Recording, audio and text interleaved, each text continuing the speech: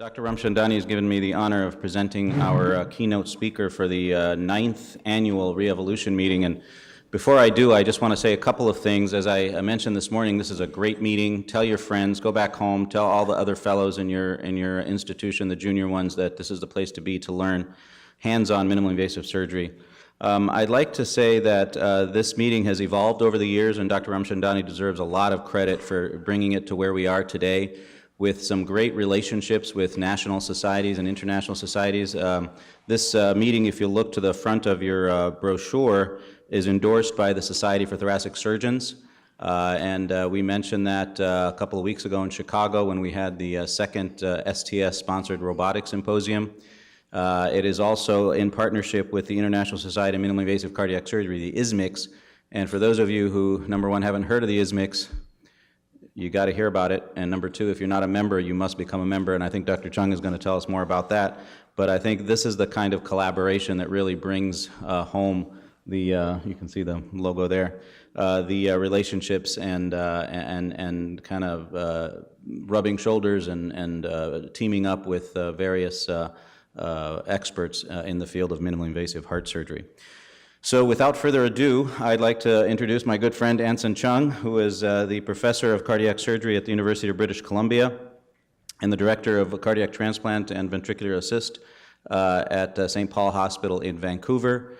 He is a well-known practitioner of the art of the future of heart surgery and an extremely well-regarded heart surgeon in the minimally invasive field. He is currently the president of the International Society of Minimally Invasive Heart Surgery, and we're going to hear him talk about something I'm sure related to catheter valves. Anson. Thank you.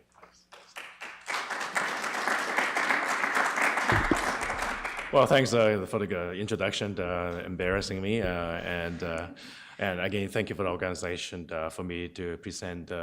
Give me actually the bad job of being the bad guy introducing something, a disruptive technology that might impact your life and maybe even take away your livelihood, and hopefully not. But so before I go into this disruptive talk, I would like to show you something about where I live. So this is Vancouver.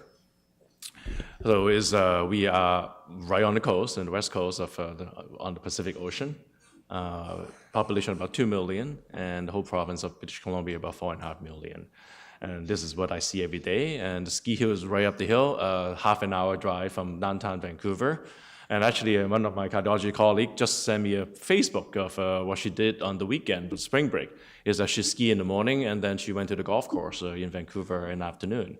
And if you could make it, you can have a sail cruise right after all that. So you can do all three at the same time. So it's a great city.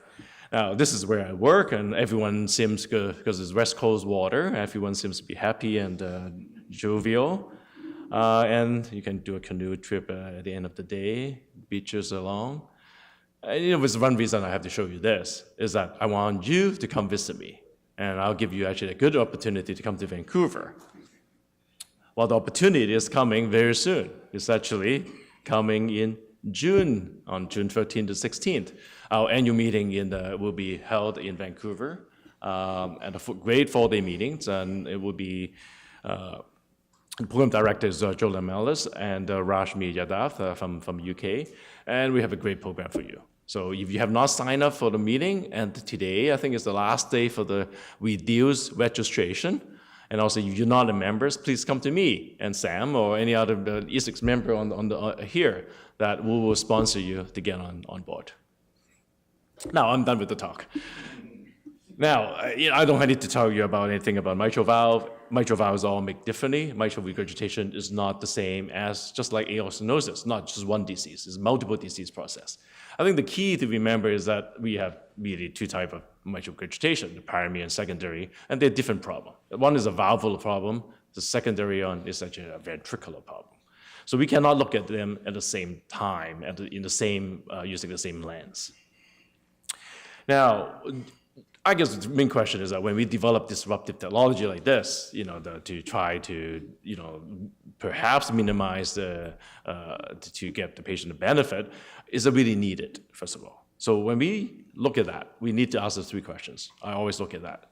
Was it a disease burden out there need to be treated? Are we under-treating those patients at the moment? And is it shortcoming what we're doing at the present time? So I'm sure you've seen this diagram many times, and people have shown you this, is that the number of patients that are suffering from mitral valve disease is actually staggering out there. It's actually estimated about twice, even 3 times in some study, than you see people with aortic stenosis. So there's definitely a patient out there that's suffering. And we know that the survival probability decreases as you have more severe mitral regurgitation. You can see right here. Well, we do quite well for primary mitral regurgitation by repairing them. I mean, we heard all the speakers earlier that we have great results. Doesn't matter how you do them for conventional sternotomy or you do it minimally invasively, either through robots or through minimal access. Great results, great long-term survival, and longevity with very little patient coming back with needing a redo. Well, we pat our back, and I've just spoken to some surgeons say, there's absolutely no need for any catheter-based pathology, because I can do anyone, they do well, they don't die on the table, 1% mortality in general. But I have to argue that, though, because I think we picked the patient well. We decided certain patients, we just don't operate on them. And then we actually look at that. This has been studied in Europe and in North America. We do not do a lot of patients. Actually, only 2% of the patients actually end up on the surgical table getting mitral valve surgery of either replacement or repair. Either half the patient will never refer to us because the cardiologist or internist think that patients are too sick or too old to should have anything done to them, or we turn them down because of multiple reasons. Their redo, comorbidity, the EF is too low, and we think it's a ventricular problem. We thought a surgery may not benefit them, and we turn them down. Well, I'll give you one example. It's a patient of mine that is referred to me, a 39-year-old guy with familial cardiomyopathy, EF 20% for a number of years now, LVEDD of 94 millimeter, with severe mitral regurgitation. This is not even severe. I think it's torrential mitral regurgitation. Doesn't matter how you look at it. 3 recent admissions for heart failure. 2 of them were inotrope admissions, and it was referred for me for transplant, which is justified. And I will ask the audience, what will you do to this patient? Are you going to operate on it? Any surgeon here will offer surgery to this patient? No. Well, yeah, I guess with a couple of glasses of wine last night, some surgeons said that he would. But anyway, I guess where's Mark? Oh, wow. Okay, we got one out there. Okay, all right. Would you just go straight to transplant with this patient?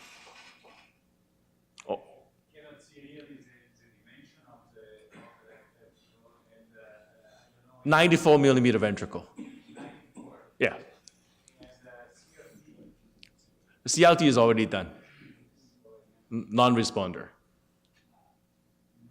Yeah, 2 admissions, inotropes, and then third one wasn't. Yeah. Well, okay, well, we got different things, and some people just go straight to LVAD and brace a bridge transplant. We'll go back to this patient a bit later. So, I mean, you mentioned mitral clip. So we have multiple devices nowadays. You can repair them for a catheter. I'm just giving you 5 examples that have been CE mark devices. So the mitral clip, of course, has been around for a long time. Is now old for 50,000, actually more closer to 70,000 cases now than worldwide. New cord, aim at the cord itself, or you can get annular changing the annular size by going for the coronary sinus, or direct a cardio band, which is basically a flexible annuloplasty done using a catheter, or by plication of the commissures, so by this mitral line. So I'm going to go through a little bit of that, and those are the number of cases being done worldwide, reported. So mitral clip, you don't have to tell you much. I'm sure that you've been involved and heard a lot about it. It's by basically a clip onto which segment is either prolapsing or, in the functional case, central regurgitation. You're basically plicating the 2 leaflets together. It's a good trial that's been done, FRCS 1 and 2, and so this is the result of now it's 5 years results now, but the 4-year results show that the patient that received the clip do have improved quality of life, less readmission for hospital. Now, and this is actually a head-to-head study to surgery, and the paper claim at the end, conclusion, it is better than surgery. The only reason it's better than surgery, surgical mitral valve repair or replacement is that you have more patients in surgery that receive transfusion as the endpoint. That is the only thing they have heads up against surgery. So if the cardiologists come tell you that they're better, it's actually not true. And they have one problem with that, the mitral clip, is that they have the results are not as good. We do not, when we do repair or replacement of a valve, we don't go out of the operating room having moderate mitral regurgitation and we pack our bag and say, well, we did a great job, but cardiologists do. And that's a major criticism of this particular technology. And we, not just because of the impact of not getting a perfect result, patients do worse. In all the registry and all the trial is that if you have residual severe mitral regurgitation or even moderate, your survival post-procedure are worse than someone who did. I think that's a key point. Now, there is more other results out there. This is more the real-world registry, not a randomized, limited set of patients that we're looking at. This is TVT registry for all the mitral clip cases done in North America. If you contribute to TVT registry, is that it shows that if the real-world result is that cardiologists may tell you mitral clip is so safe, it's 0% mortality, which is, again, not true. The 30-day mortality is about 3%. In hospital, 2.7, 30-day about 3%. And recurrence rate of patient needing a rehospitalization for hospital is very high. In addition, death is more than 25% in 1 year. Now, these are patients in US, you are only approved to do mitral clip in patients with primary mitral regurgitation. Now, however, there's a lot of things that people do try to gain the system, is that some of them, which is a new term I actually heard from David Adam, actually, they call it functional, which is not degenerative, maybe functional, so they can get away with getting paid for it. So in the real-world registry, they did a lot of patients that's actually just functional mitral regurgitation. We know that those patients don't do as well as the primary mitral regurgitation. That's one reason I think that the real-world registry show that the result is not as good. And the mean age of the patient is 82 in the registry, which is higher than the trial. And multiple patients with a lot of comorbidities. And there may be a limitation of this first-generation device. Now, mitral clip do have now called the NT, which is a bigger clip, and then have a better, maybe perhaps a bit better device being introduced in practice. Now, there's another clip device. This is by Edwards. It's called Pascal. So this device had the advantage is that the clip is bigger than the mitral clip. If you look at the dimension of it, it's about 1.5 clip versus the mitral clip. Second is the mitral clip, you have to capture both leaflet in one instance. The Pascal they have independent pedals or a grasper that you can take one of the leaflet first. I can say that it's easy to get the A2, I'll get the A2 first into this device, and then I just move until the P2 drops in, and then I grasp it independently. So allow you a bit more freedom of the procedure, and may perhaps it will improve the outcome.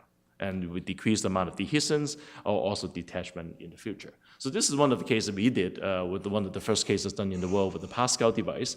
It's a transeptal, again, device, and it's really on the echo and all the other appearance, just like a mitral clip, just had a better mechanism.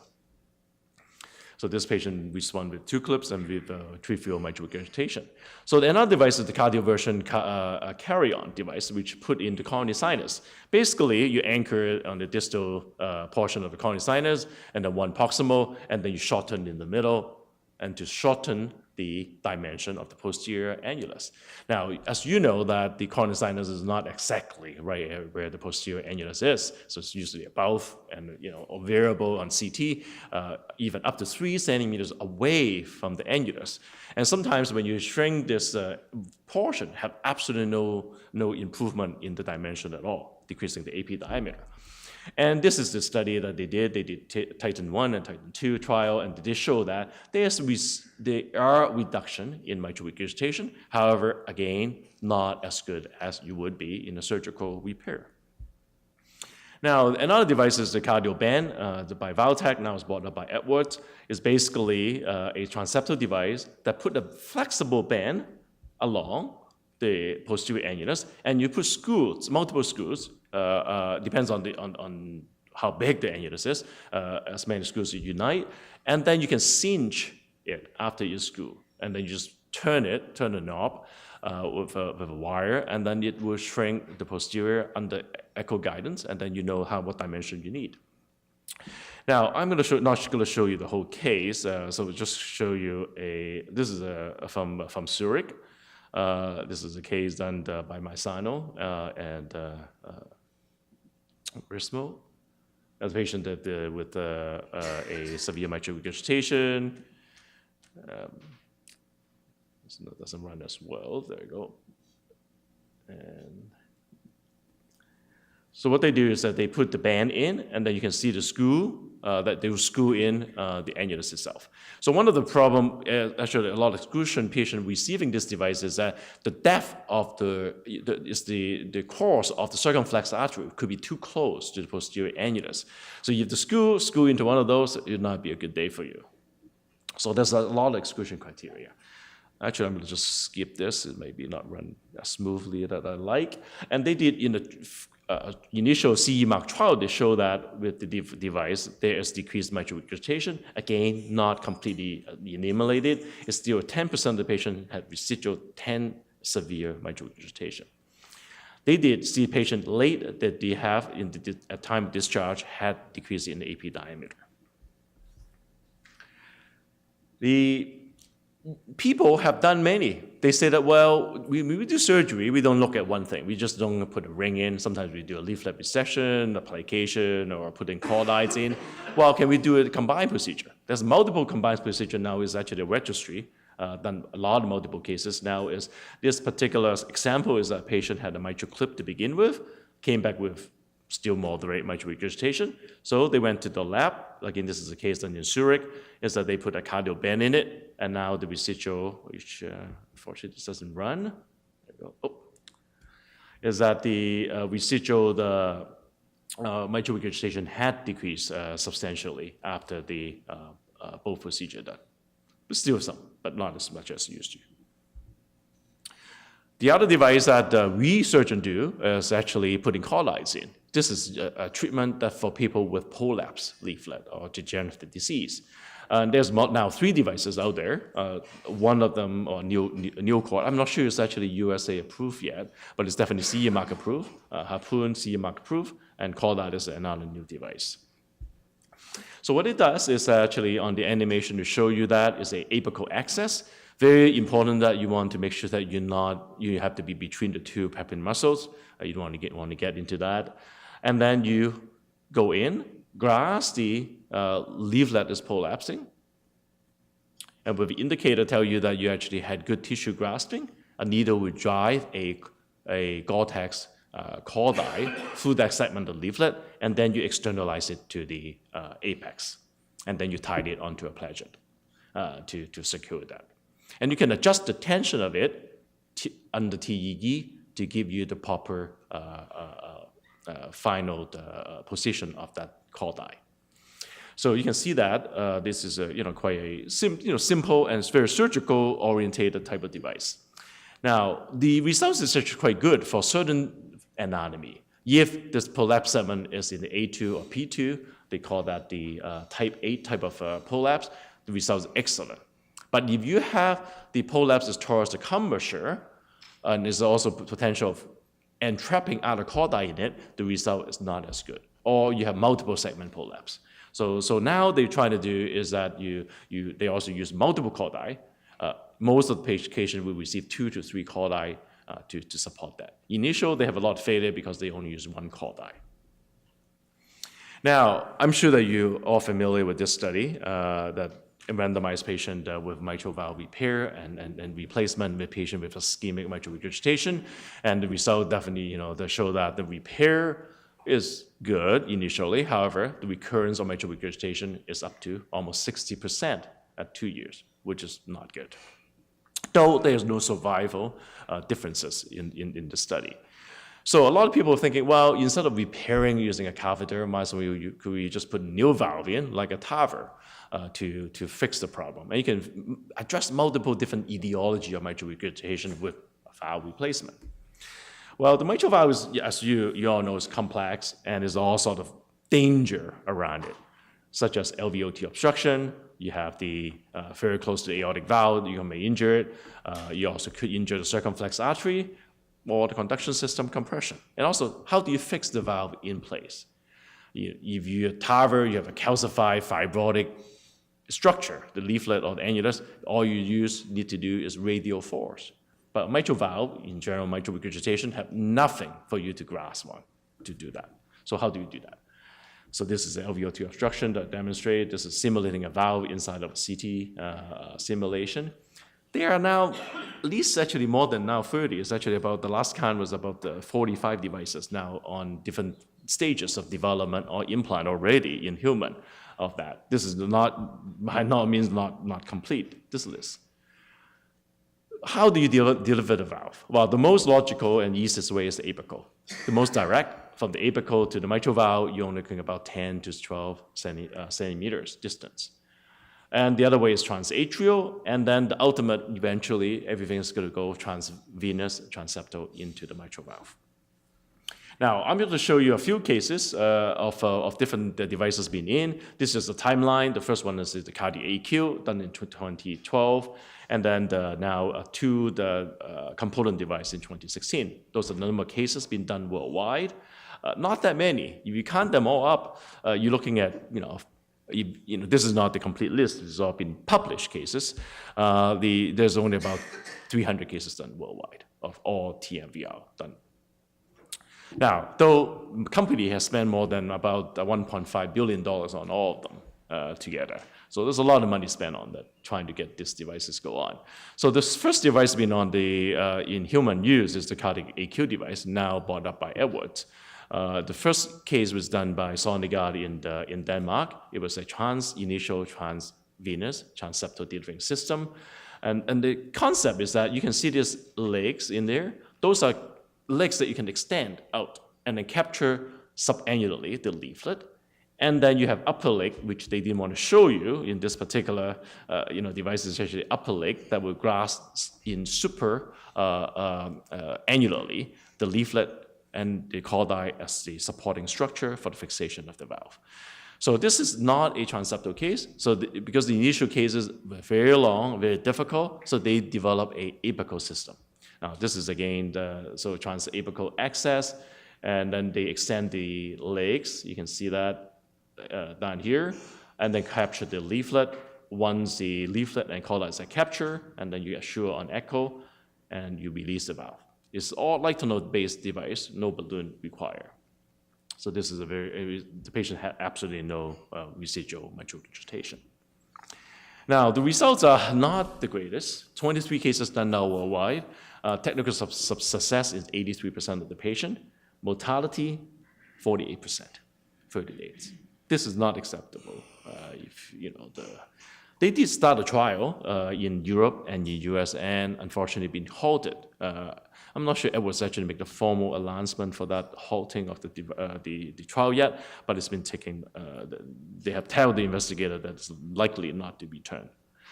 Another device that's been actually the most widely used TMVR device is the Tandem device. Initially, and then it was bought up by Abbott. It's a D-shaped, anatomically shaped atrial skirt.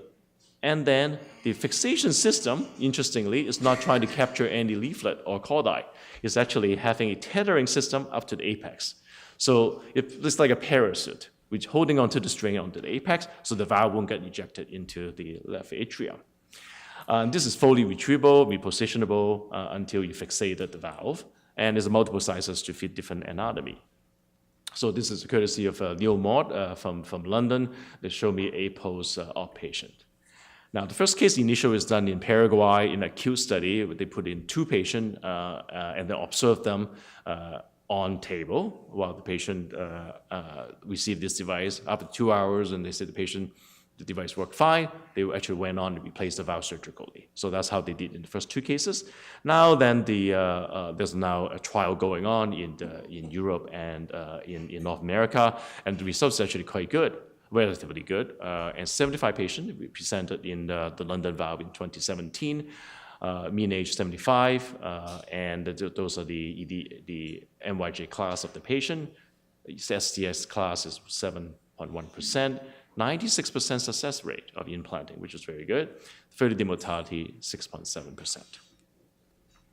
Now, another device is by Edwards. I'm going to just quickly just capture you have two pedal, capture A2 and P2 portion, and then also atrial skirt. Unfortunately, this device actually found to be thrombosed in multiple cases, and now the device is also taken off the market. The trial had been halted.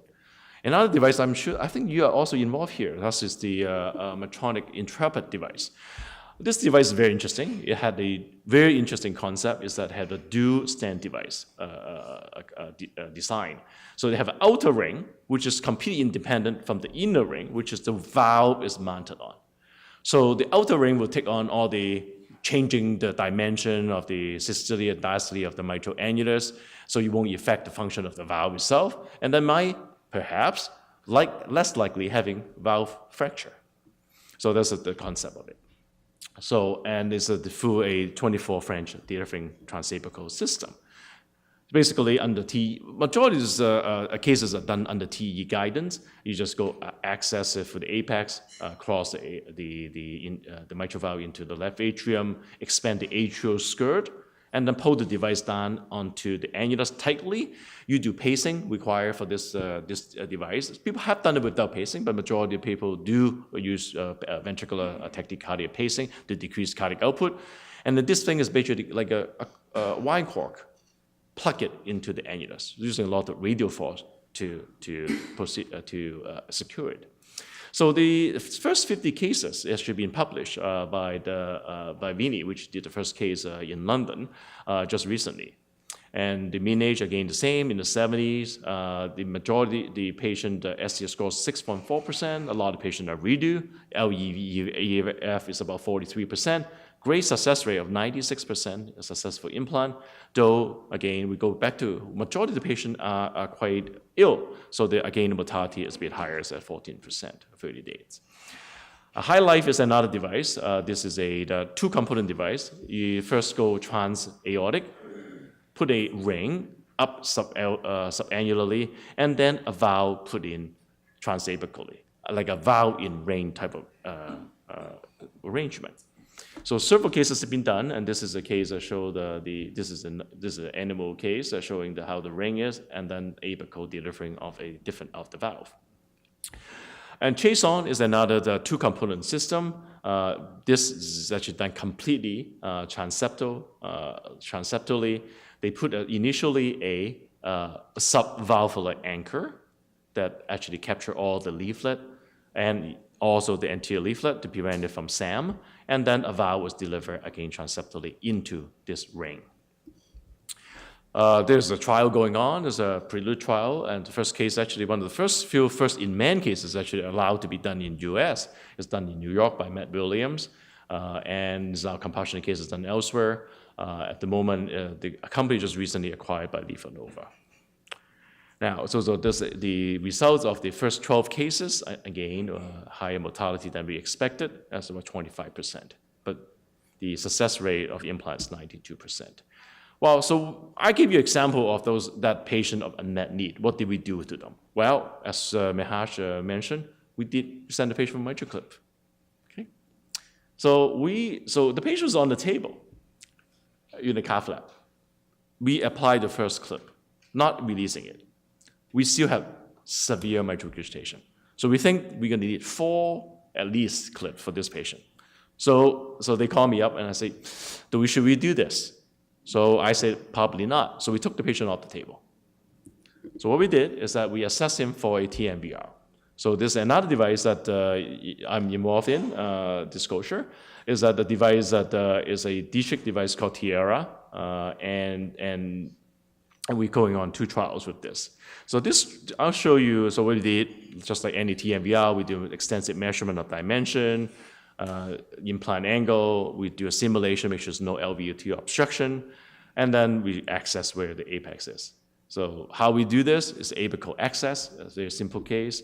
This is actually, this patient was number 3 done by myself in 2014, that's quite a while ago. And it's, I mean, with a non-spreading apical access, we'll put a corner sinus wire, which is no longer needed. Initially, we did all the cases with that to give you some assessment or some idea where the annulus is. And the echo guidance, center the device, and then we, again, turn a knob here just to release the atrial skirt. Because it is the anatomical shape, you need to align it under 3D echo to align the actual shape to the native anatomy. We did pacing in the initial 5 cases. Subsequently, in 45 cases, we have stopped doing pacing. So it's all done on a beating heart. And then we release the rest of the valve, and this is how it is in. So how did the patient do? Well, the patient did from class 4, 3 admissions in the last 3 months of heart failure, never got admitted within the 18 months. Gone from not working back to full-time employment for 18 months. But we did this telling the patient that this is not a solution for you forever. This is only delaying things. So we tell them we might delay your eventual transplant, which we achieve. So this is, but you look at the ventricle. It was 20% to begin with, is no better than 20%. So one of the concepts that you have to remember is that we all look at that, well, the pop-off valve thing is actually true. Visually, the EF always get worse. But the effective cardiac output of that particular patient had gone up. On the table, it doubled immediately after we put the valve in. So the flow is redirected, and the patient got better. So this is an echo at 18 months, but at 22 months, at 2 years, suddenly he just died. His ventricle got bigger suddenly again. The valve was working fine, but he came back in with heart failure. So we did is I put an LVAD in him, got him a transplant later. So this is during the heart explant, the valve is grown in completely. There's no thrombosis, and there's no calcification of the leaflet, and there's no fracture of the stent. So they do work. So these are the results of the Tierra. We've done 50 cases, a very sick patient, majority of them had previous surgery, a EF of 36%, and we have a 94% success rate of implanting, and 30-day mortality is 8%. 2 patients has not reached 50 days yet. And the longest follow-up, the second patient I've done with 20% EF with 3 inotrope admissions, that patient was also sent to me for transplantation. I put this valve in. She's now 69, 4 years after the valve is in. She does not want a transplant. She doesn't need a transplant because she's in class 2. So it could do some good in some patient. Now, you've asked me whose patient should we do it on. I don't have an answer for you. Now, we definitely do have, in conclusion, that we have a clinical need for a mitral technology because we're not fixing every single patient. The 30-day mortality of the mitral repair type of technique are very low, though the effectiveness is in some patients are questionable. TMVR is very effective, however, mortality is very high. I think the main reason is that we are looking at the first generation devices, big devices. We have a learning curve to go through. And also, majority of the patients we do for TMVR are functional mitral regurgitation, not first, primary. And we are doing patient in the used to call the cohort C patient, a very poor candidate for being a surgery. And I actually look at our first year TAVR result we done in 2005. Our mortality is 20% for TAVR in 2005. So we did we did 70 cases as the first in-man cases for initially apical and transfemoral. The TMVR is not that far from that. So we have to put a different perspective. We cannot use the TAVR result now of 1 to 2% mortality. We cannot use that to judge TMVR. We need to go back. One of the very important thing about this heart team thing is for the mitral valve is that we need to include an extra person, is the heart failure cardiologist. That has to be on the team. They are the referral physician. They're also going to be looking after your patient afterward to titrate the medication. TMVR or repair is one of the spectrums, just on a line of what we can do for patients. It's not the answer for everything. On that note, I'll stop there, and please come to Vancouver and come to our annual ISMICS meeting. Thank you.